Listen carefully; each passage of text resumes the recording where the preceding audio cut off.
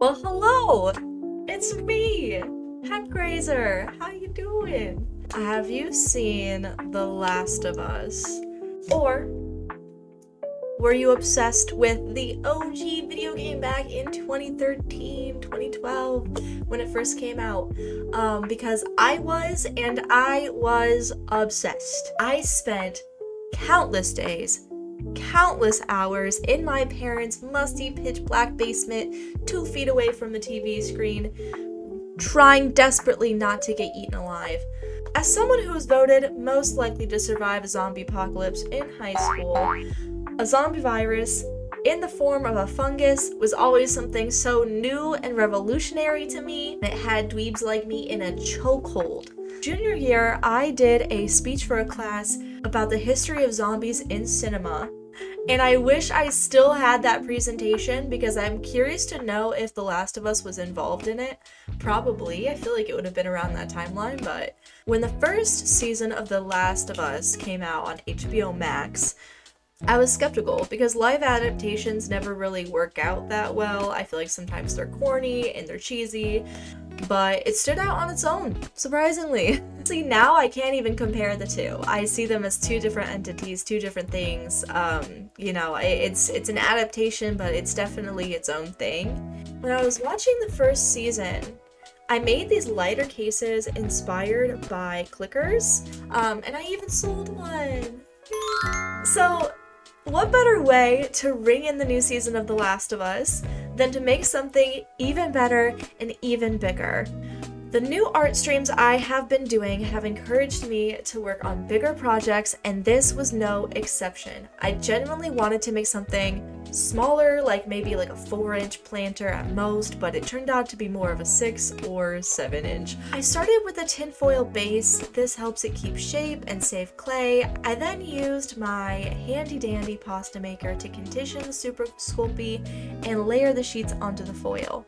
Usually something like this would take me forever, but for some reason, everything was cooperating. After the base was done, I needed to make sure to smooth out the inside. I would hate to have tons of divots in there where dirt or water could get trapped and cause a mess.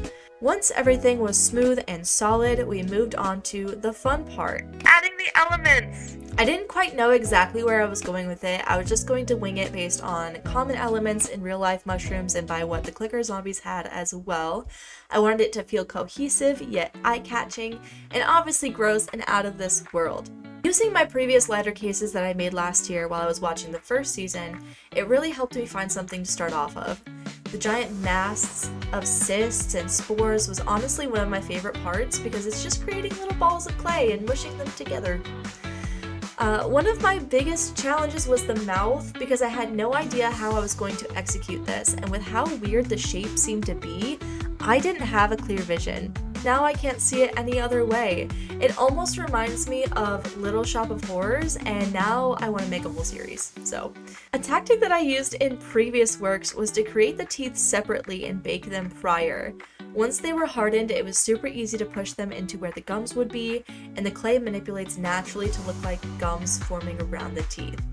As for the rest of the mushrooms, it required a lot of free-form pinching and pulling, which was so fun. Honestly, one of the easiest parts of the process.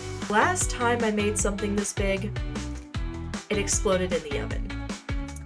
So when it came time to bake the final piece, I was a nervous wreck. I swear, if it happens again, I'm ending the universe.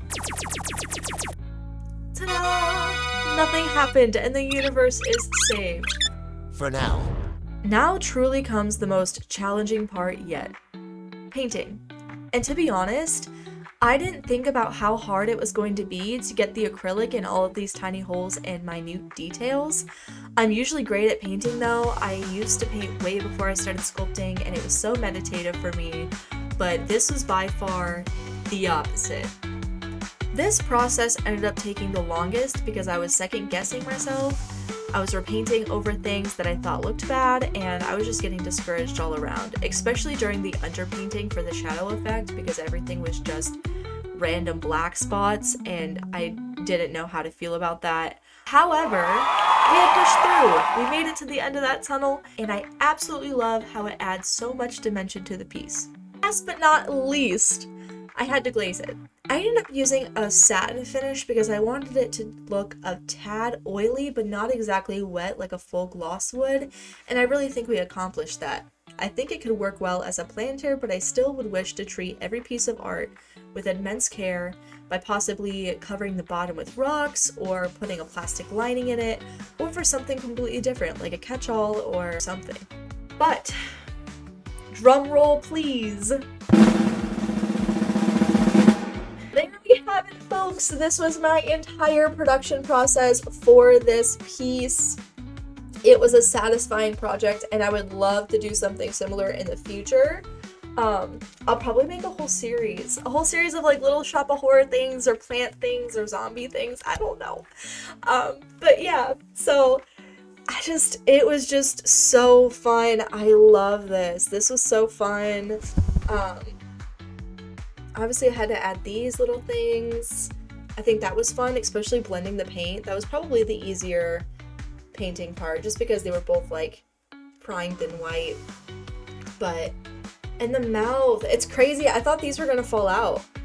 I really didn't have them like glued in or anything, and they were really wiggly before I started to bake them. But now that it's been baked, they're not even wiggling. They're not even loose. They're not gonna move. But yeah, there we have it. Thank you guys so much for watching. Please, please, please, please, if you'd like to see more, like and subscribe below. I will see you guys later.